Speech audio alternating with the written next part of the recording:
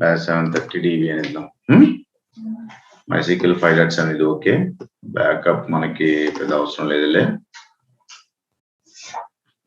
Backup కావాలంటే ఇచ్చుకోవచ్చు అని చెప్పాను కదా మీకు. మెయింటెనెన్స్ కూడా ఇప్పుడు అవసరం లేదులే, తీసే. Deletion production okay.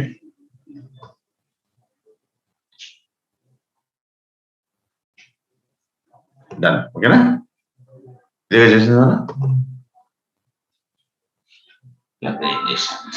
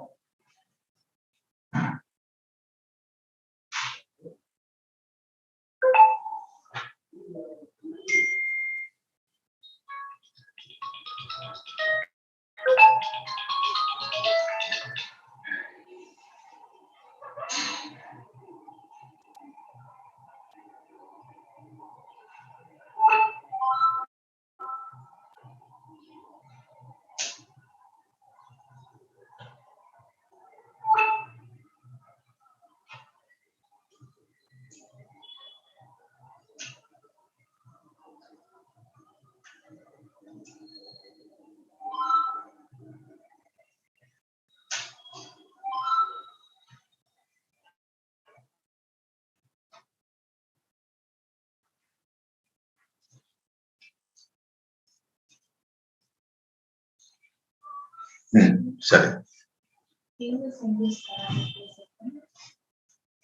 ఏంటిది?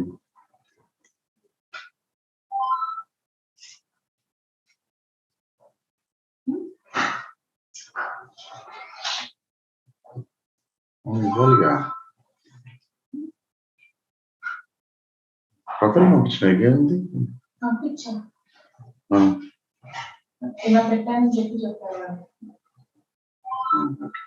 అప్లోడ్ చేయాలి. ఓకే, సరే, ఇది అవుతా ఉంటది. That's fine. అవైలబుల్ లోకి వచ్చేసింది. ఓకే, ఈ డేటాబేస్ ఓపెన్ చేస్తే మీకు ఆటోమేటిక్ డీటెయిల్స్ అన్ని కనిపిస్తాయి. ఈ MySQL కమ్యూనిటీ అవైలబుల్ అవి ఇవని. తర్వాత ఈ ఎండ్ పాయింట్ అని వస్తుంది, డేటాబేస్ ఎండ్ పాయింట్ అని. ఈ నెట్వర్క్ ఇవన్నీ కామన్. ఓకేనా? పర్ఫెక్ట్.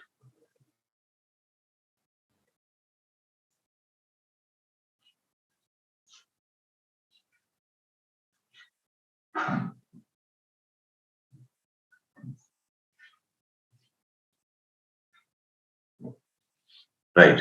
ఇప్పుడు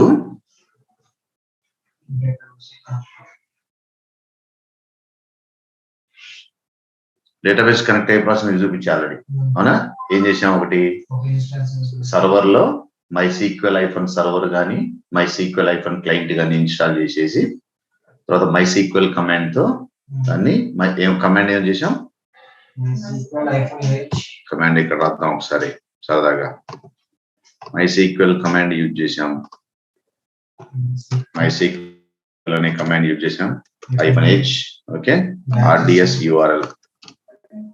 డేటాబేస్ ఎక్కడ రన్ అవుతుందో అది. H అంటే హోస్ట్ అన్నమాట, అంటే ఏ సర్వర్ మీద రన్ అవుతుంది, లేకపోతే ఏ URL రన్ అవుతుంది. తర్వాత -u అంటే యూజర్ నేమ్. యూజర్ నేమ్ ఏముంది? రూట్ అని ఉంది. తర్వాత -p అంటే పోర్ట్. MySQL కమాండ్ -h అంటే హోస్ట్, హోస్ట్ నేమ్ ఏంటది? RDS URL. -u అంటేనేమో యూజర్ వచ్చేసి రూట్, -p అంటే పాస్వర్డ్.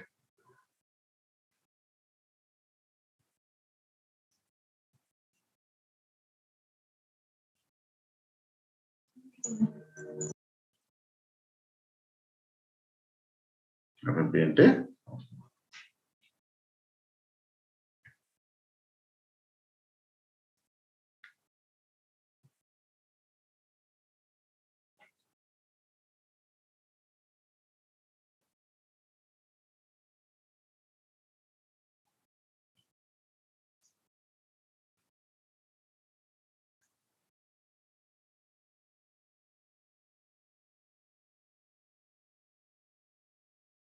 ఇది ఒక పద్ధతి. ఎప్పుడు మాన్యువల్ గా మనం డేటాబేస్ కి ఏ సర్వర్ నుంచి అయినా కనెక్ట్ అవ్వాలంటే ఇలా కనెక్ట్ అవ్వచ్చు. ఇది ఒక పద్ధతి. సెకండ్ పద్ధతి వచ్చేసి ఏంటి?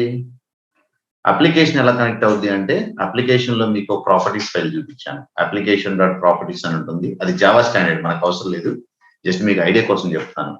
సో డెవలపర్స్ ఏం చేస్తారంటే, జావా కోడ్ లో ఉన్న application.properties అనే ఒక ఫైల్ ని తీసుకుని దాంట్లో మనకి డేటాబేస్ URL ని సెటప్ చేస్తారు.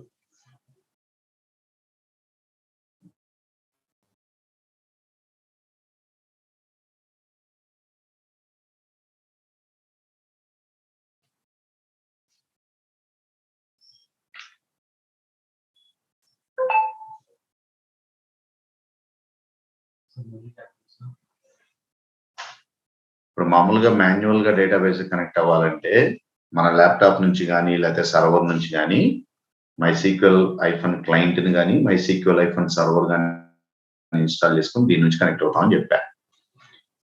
కానీ మాన్యువల్ కనెక్ట్ అవ్వకుండా ప్రతిసారి మన జావా అప్లికేషన్ కూడా కనెక్ట్ అవుతూ ఉండాలి. అవునా? ఇప్పుడు మీరు ఫేస్బుక్ లోకి లేదా ఫ్రెండ్ ని యాడ్ చేశారనుకో, ఆ ఫ్రెండ్ డీటెయిల్స్ వెళ్ళి డేటాబేస్ లో స్టోర్ అవ్వాలి. స్టోర్ అవ్వాలంటే మీ అప్లికేషన్ డేటాబేస్ లో కనెక్ట్ అవ్వాలి. అవ్వాలక్కర్లేదా? ఈ అప్లికేషన్ ఎలా కనెక్ట్ అవుతుంది అనేది పాయింట్ ఇక్కడ. సో స్టాండర్డ్ గా జావా కోడింగ్ లో మీకు ఒక ప్రాపర్టీస్ ఫైల్ ఉంటుంది, దాన్ని application.properties అంటారు. ఆ ప్రాపర్టీ ఫైల్లో ఈ డేటాబేస్ డీటెయిల్స్ అప్డేట్ అయి ఉంటాయి అనమాట. సో అప్లికేషన్ ఎప్పుడైతే డేటాబేస్ కనెక్ట్ అవ్వాలో ఆ ప్రాపర్టీస్ ని యూజ్ చేసుకుని ఆ డేటాబేస్ కి ఆటోమేటిక్ గా కనెక్ట్ అవుతుంది. మీకు ఆ రోజు సోర్స్ కోడ్ క్లోజ్ చేసుకుని దాంట్లో రిసోర్సెస్ application.properties అనే ఒక ఫైల్ ఓపెన్ చేసి అప్డేట్ చేసిన కదా డీటెయిల్స్, అవి అలా డెవలపర్స్ చేస్తారు. మనం చేయాల్సిన అవసరం లేదు, వాస్తవంగా డెవలపర్స్ చేస్తారు.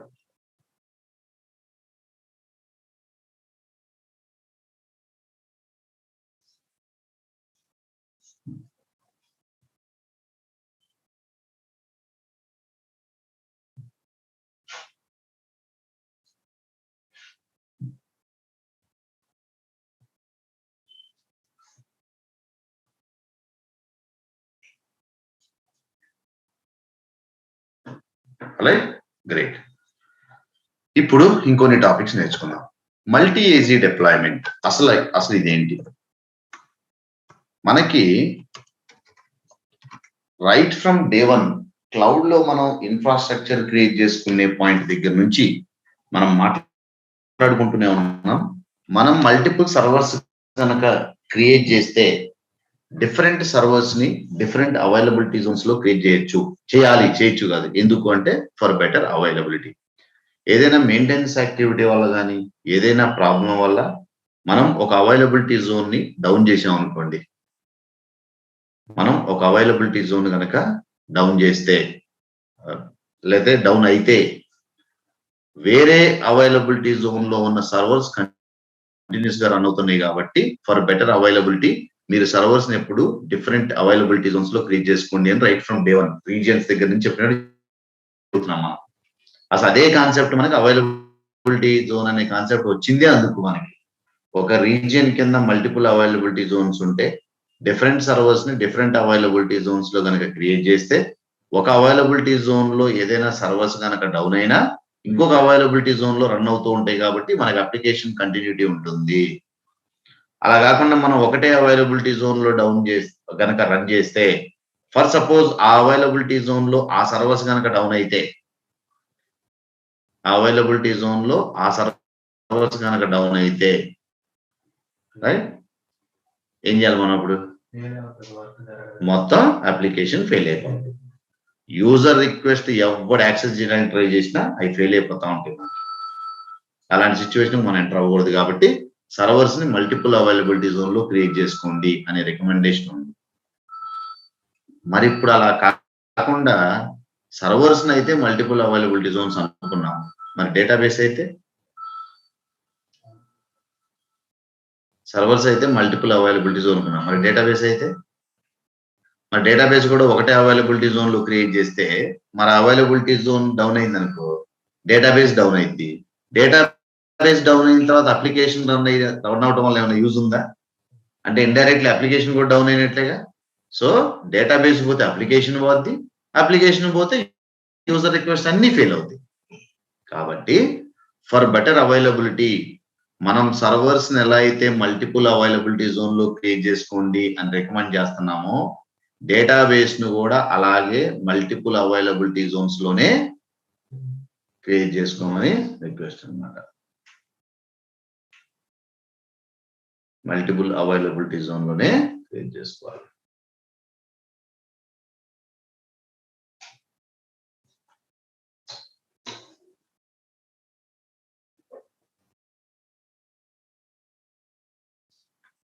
ఓకే, దీన్ని మనం మల్టీ ఏజీ డిప్లాయ్మెంట్ అంటాం. మల్టీ ఏజీ డిప్లాయ్మెంట్ అంటాం.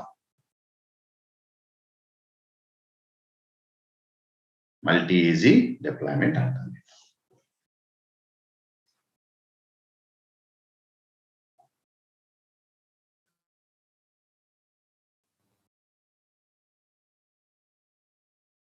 కానీ మల్టీ ఏజీ డిప్లాయ్మెంట్లకు వచ్చేసరికి కంప్లీట్లీ పెయిడ్ ఇవి. సో ద మూమెంట్ మీరు ఎనేబుల్ చేస్తే ఆటోమేటిక్ గా అది అమౌంట్ అనేది it will start charging it. అంతే, chargeable option.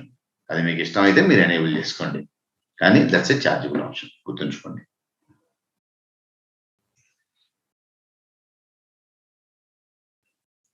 Multi AZ deployment అనేది ఛార్జబుల్ ఆప్షన్.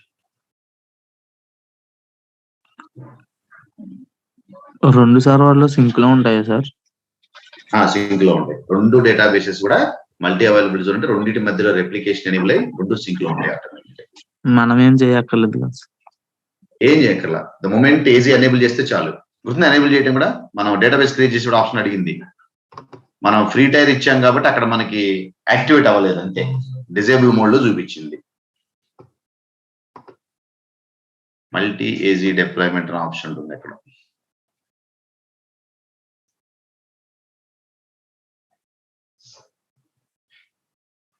ఆ పైన ఉంది సార్.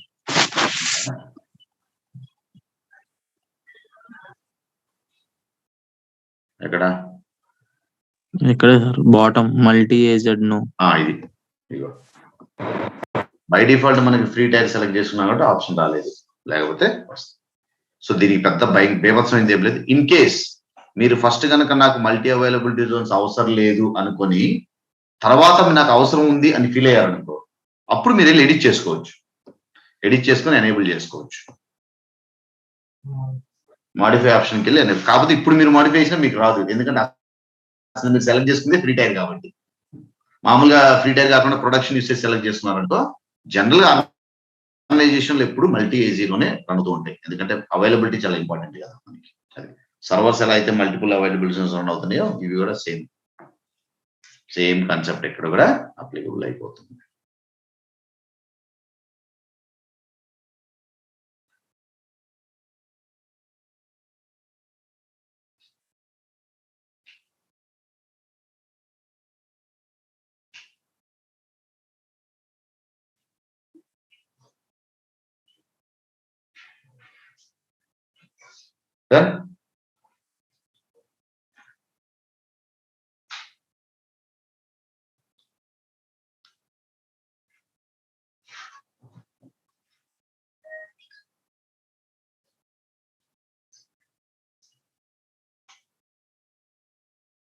రైట్.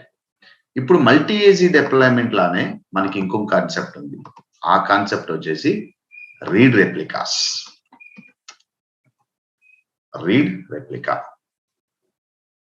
రీడ్ రెప్లికా అంటే ఏంటి?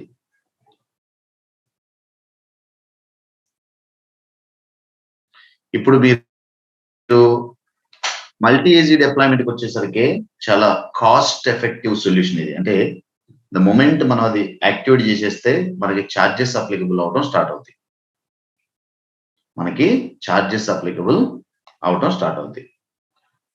రైట్. ఓకే, దీన్ని మనం ఏమంటాం? మనం రీడ్ రెప్లికా అంటాం. రైట్. మల్టీ దీని నుంచి అంటే ఇప్పుడు మనకి మల్టీ ఏజీ డిప్లాయ్మెంట్ ఏం చెప్పాను? మల్టిపుల్ అవైలబిలిటీ జోన్స్ లో యాక్టివేట్ చేసేస్తే ఎస్ అవైలబిలిటీ బాగుంటుంది, బట్ ఛార్జెస్ అని చెప్పా. కానీ దీన్ని ఎనేబుల్ చేస్తే ఆటోమేటిక్ గా ఛార్జెస్ అప్లికబుల్ అవుతాయి అని చెప్పా. ఈ ఛార్జెస్ ని అలా ఓవర్కమ్ చేయాలి అంటే హ్యూజ్ ఛార్జెస్ అంత పడకుండా మనం అలాంటి సిమిలర్ సొల్యూషన్ మనకి ఏముంది అంటే కాస్ట్ ఎఫెక్టివ్ సొల్యూషన్, కాస్ట్ తగ్గించుకునేలాగా ఏముంది ఆప్షన్ అంటే దానికి ఆల్టర్నేట్ వచ్చేసి రీడ్ రెప్లికా అంటే అసలు ఏంటి చూడండి. నాకు ఒక ఆర్డిఎస్ ఇన్స్టెన్స్ రన్ అవుతుంది అనుకుందాం. లెట్స్ ఇమాజిన్ నాకు ఒక ఆర్డిఎస్ ఇన్స్టెన్స్ రన్ అవుతుంది. ఈ ఆర్డిఎస్ ఇన్స్టెన్స్ కి రన్ అవుతున్న గొప్పతనం ఏంటి? ఇక్కడ డేటాని రీడ్ చేయగలుగుతుంది, రైట్ చేయగలుగుతుంది, రెండు పాసిబుల్. ఓకే, ఇక్కడ అప్లికేషన్ నుంచి వచ్చే రిక్వెస్ట్ అనేది ఈ డేటాబేస్ లో ఉన్న డేటాని రీడ్ చేయగలుగుతుంది, at the same time write చేయగలుగుతుంది. ఇది చాలా ఇంపార్టెంట్.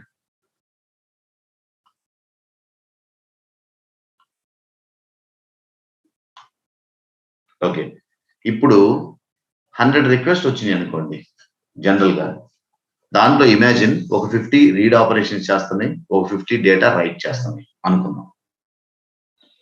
ఇప్పుడు 100 రిక్వెస్ట్లు మొత్తం వచ్చేసి ఒకటే డేటాబేస్ మీద రన్ చేస్తుంది అనుకుందాం.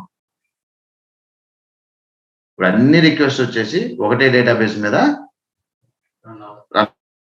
రన్ అవుతున్నాయి అనుకుందాం. అప్పుడు 50 రీడ్ ఆపరేషన్స్ దీని మీదే జరుగుతాయి, 50 రైట్ ఆపరేషన్స్ కూడా దీని మీదే జరుగుతాయి.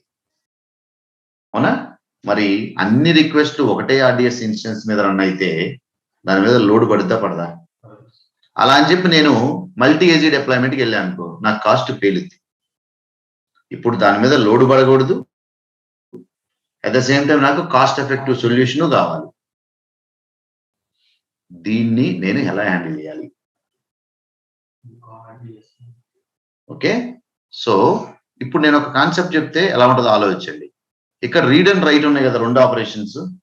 వీటిల్లో నేను ఓన్లీ రీడ్ ఆపరేషన్స్ చేయడానికి ఒక సపరేట్ ఇన్స్టెన్స్ క్రియేట్ చేశాను అనుకో, ఇచ్చి నేను ఆటోమేటిక్ ఇది క్రియేట్ చేయగానే ఆర్డిఎస్కి అర్థమైపోద్ది, ఓకే వీడు ఇది క్రియేట్ చేస్తున్నాడు అంటే దీంట్లో జరిగే రీడ్ ఆపరేషన్స్ మొత్తం నేను ఇక్కడికి పంపించాలి అన్నాను అనుకో. ఇప్పుడు దీంట్లో ఎన్ని రిక్వెస్ట్ ఉంటాయి? అప్పుడు 100లో రీడ్ 50, రైట్ 50. ఆ రీడ్ 50ని నేను ఇంకో ఇన్స్టెన్స్ పంపిస్తాను అంటే ఇక్కడ ఎన్ని ఉంటాయి? ఇప్పుడు స్టిల్ లెఫ్ట్ అవుట్ 50ఏగా. అంటే ఆటోమేటిక్ గా దాని మీద లోడ్ తగ్గిపోద్దిగా. మీరు ఎప్పుడైనా ఒకటి గమనించండి, మీరు చాలాసార్లు ఈ కామర్స్ అవి ఇవి షాపింగ్ చూసుకుంటా ఉంటారు, ఇప్పుడు జీమెయిల్ కానీ ఇవన్నీ. మీరు ఎక్కువ సార్లు రీడ్ చేస్తారా, రైట్ చేస్తారా? రీడ్ చేస్తా ఉంటాం ఎక్కువ, అంతేనా? రీడ్ ఆపరేషన్స్ ఎక్కువ. ఇప్పుడు ఫ్లిప్కార్ట్ లో వాటిలో కూడా 20 సార్లు సెర్చ్ చేస్తే ఒకసారి కొంటారు మీరు. అవునా కదా? లాజిక్ ఆలోచించండి మీరు. అవునా? గూగుల్ ఉంది, మొత్తం రీడ్ ఆపరేషన్సేగా, రైట్ చేసేది ఏమైనా ఉంటుందా? ఇప్పుడు జీమెయిల్ ఉంది, మెయిల్ చెక్ చేసుకుంటా ఉంటాం మనం, అంటే ఇన్బాక్స్ చెక్ చేసుకుంటాం, కానీ ఎన్నిసార్లు మీరు కంపోజ్ చేస్తున్నారు మెయిల్? అవునా? ఎప్పుడైనా మీరు గమనిస్తే రీడ్ ఆపరేషన్స్ ఎక్కువ ఉంటాయి మెజారిటీ ఆఫ్ అన్నిట్లో, అంటే అన్నిట్లో నేను అన్ను, కొన్నిట్లో రైట్ కూడా ఎక్కువ ఉండొచ్చేమో, బట్ మెజారిటీ అప్లికేషన్స్ లో రీడ్ ఆపరేషన్స్ ఎక్కువ ఉంటాయి, రైట్ ఆపరేషన్స్ తక్కువ ఉంటాయి.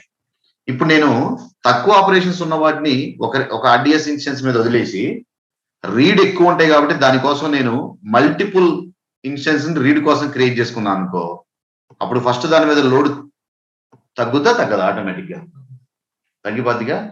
ఇలా మనకి ఓన్లీ రీడ్ ఆపరేషన్ కోసం క్రియేట్ చేసుకునే ఆర్డిఎస్ ఇన్స్టెన్స్ నే మనం రీడ్ రెప్లికాస్ అంటాం. రీడ్ రెప్లికాస్ లో రైట్ ఆపరేషన్స్ జరగదు, ఓన్లీ రీడ్ ఆపరేషన్సే జరుగుతాయి. రీడ్ రెప్లికాస్ మీద రైట్ కూడా జరిగింది అనుకో, దాన్ని మల్టీ ఏజీ అయింది, అంతేగా. రెండిట్లో రీడ్ రైట్ జరుగుతున్నాయి అనుకో, అదేమవుద్ది? మల్టీ ఏజీ అయింది, రీడ్ రెప్లికా అవుద్దా? ఇలా మనం ఒక్కొక్క ఏడబ్ల్యూఎస్ అకౌంట్ కి, ఇది ఇంటర్వ్యూ క్వశ్చన్ రాసుకోండి, 5 రీడ్ రెప్లికాస్ క్రియేట్ చేసుకోవచ్చు. ఒక్కొక్క ఆర్డిఎస్ లో ఒక డేటాబేస్ కి 5 రెప్లికాస్, రీడ్ రెప్లికాస్ మనం క్రియేట్ చేసుకోవచ్చు.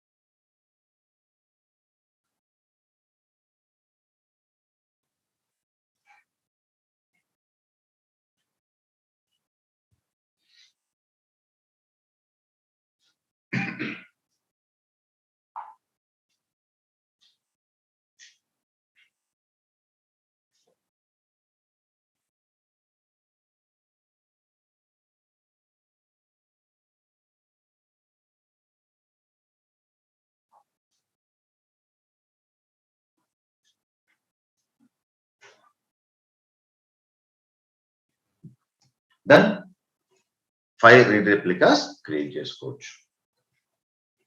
ఓకే, ఈ రెప్లికాస్ ని క్రియేట్ చేయడం చాలా ఈజీ. చూడండి, ఇప్పుడు ఈ డేటాబేస్ లో ఉన్నాం కదా మనం, జస్ట్ ఇక్కడికి వెళ్ళి చూడండి ఏం ఆప్షన్ ఉంది ఇక్కడ, క్రియేట్ రీడ్ రెప్లికా. అంటే మనం క్రియేట్ చేసింది ఫ్రీ టైర్ మోడ్ కాబట్టి పెద్ద, అంటే లెర్నింగ్ పర్పస్ కాబట్టి ఆప్షన్ ఎనేబుల్ అవ్వదులే. మామూలుగా ప్రొడక్షన్ మోడ్ లో అయితే అది ఎనేబుల్ అవుతుంది, క్రియేట్ రీడ్ రెప్లికాస్. కాకపోతే కాస్ట్ వైజ్ వచ్చేసి మల్టీ ఏజీ డిప్లాయ్మెంట్ కంటే డెడ్ చీప్ ఇది. తర్వాత ఇప్పుడు బై డిఫాల్ట్ మీరు MySQL డేటాబేస్ క్రియేట్ చేశారనుకోండి, దాంట్లో రీడ్ రెప్లికా క్రియేట్ చేస్తే ఆ క్రియేట్ అయ్యే డేటాబేస్ కూడా మళ్ళీ MySQL లోనే ఉంటుంది. అలా కాకుండా నా మెయిన్ డేటాబేస్ MySQL లో ఉండి, కాదు ఇదిగో ఇది వచ్చేసి అరోరాలో క్రియేట్ అవ్వ అన్నాం అనుకోండి, అరోరాలో క్రియేట్ అవ్వన్నాం అనుకోండి, జరుగుతుంది. అరోరాలో క్రియేట్ అయింది. అరోరా అంటే అమెజాన్ ఓన్ డేటాబేస్ అనమాట, అమెజాన్ వాడిది ఓన్ డేటాబేస్. అమెజాన్ మీరు రెప్లికాస్, రీడ్ రెప్లికాస్ వచ్చేసి సేమ్ డేటాబేస్ అయినా క్రియేట్ చేసుకోవచ్చు, లేకపోతే అమెజాన్ అరోరాలో అయినా క్రియేట్ చేసుకోవచ్చు.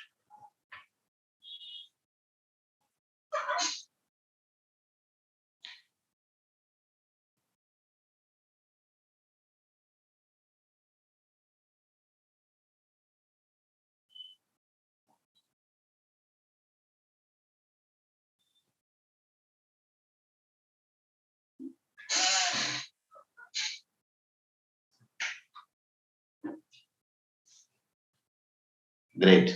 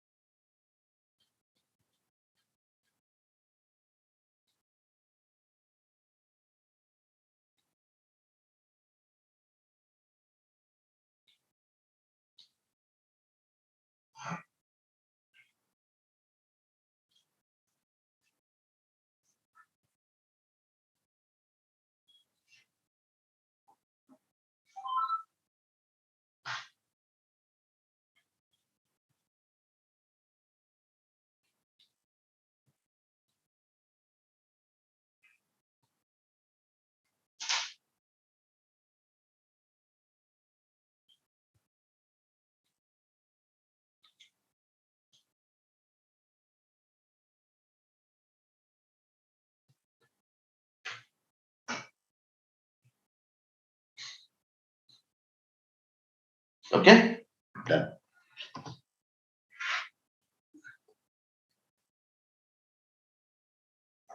ఇప్పుడు బాగుంది కదా.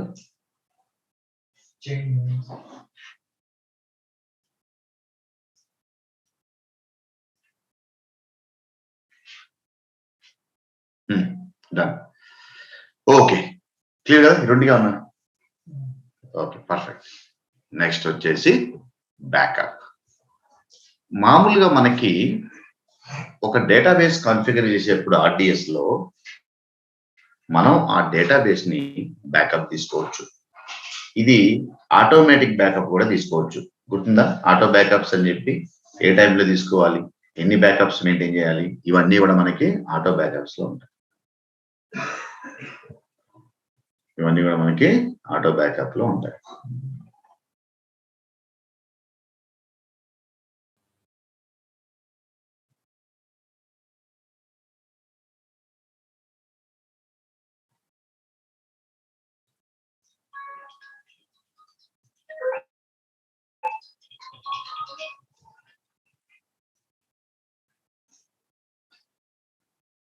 అలాగే.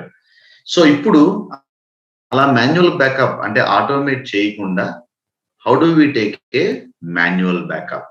ఇలా ఆర్డిఎస్ మొత్తాన్ని బ్యాకప్ తీసుకునే ప్రాసెస్ ని ఏమంటాం మనం? స్నాప్ షాట్స్ అంటాం. ఆర్డిఎస్ మొత్తాన్ని బ్యాకప్ తీసుకునే ప్రాసెస్ ని స్నాప్ షాట్ అంటాం. గుర్తుంచుకోండి, డేటాబేస్ బ్యాకప్స్ ని రియల్ టైంలో 2 రకాలుగా మనం తీసుకోవచ్చు. 2 రకాలుగా తీసుకోవచ్చు. చూడండి, ఒక చిన్న కాన్సెప్ట్ ఎక్స్ప్లెయిన్ చేస్తాను మీకు. చూడండి, మీరు MySQL ఆర్డిఎస్ ఇన్స్టెన్స్ కాన్ఫిగర్ చేశారనుకోండి, దీని అర్థం డైరెక్ట్ గా ఇక్కడ డేటాబేస్ క్రియేట్ చేసామని కాదు. మీకు గుర్తుందా, ఇప్పుడు ఆర్డిఎస్ క్రియేట్ చేసేప్పుడు మనం ఆర్డిఎస్ ఇన్స్టెన్స్ క్రియేట్ చేస్తున్నాం. ఆర్డిఎస్ ఇన్స్టెన్స్ లోపల మల్టిపుల్ డేటాబేసెస్ కూడా కాన్ఫిగర్ చేస్తున్నాం, అవునా? ఆర్డిఎస్ ఇన్స్టెన్స్ లోపల మల్టిపుల్ డేటాబేస్ కూడా క్రియేట్ చేస్తున్నాం.